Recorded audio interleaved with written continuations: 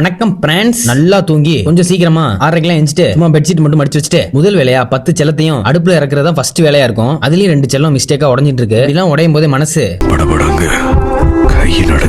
அப்படியே பல்ல விளக்கிட்டு மார்னிங் எந்திரிச்சு காஃபி குடிக்கிற பழக்கத்தையே கொஞ்சம் கேட்டு போட்டு வச்சிருந்தேன். இன்னைக்கு அதை ஓபன் பண்ணி இயற்கையை ரசிச்சுக்கிட்டே அதை அடிச்சுட்டு எப்பவுமே இந்த ஸ்பாட் சும்மா நல்லா இருக்கும். ஏன்னா அந்த மலைக்கு பின்னாடில இருந்து சூரியன் வர்றதுனால ரொம்பவே அற்புதமா இருக்கும். அப்படியே நின்று பாத்துட்டே இருந்தா அப்படியே பாத்துட்டே இருப்பேன். அதனால பாடியை மட்டும் வாட்டர் சுட்டு கொஞ்சம் அவசரப்பட்டு வீடியோ எடுக்கிறதுக்கு முன்னாடி எல்லாத்தையும் சொல்லிவிட்டேன். எதுக்கு இப்படி தலை சீவாம ஈரத்தோட ஓடிட்டு இருக்கேன்னா இவனை பிடிச்சி வரதான் போனேன். ஒரு 4 ஜாமான் வாங்க வேண்டியது இருந்துச்சு.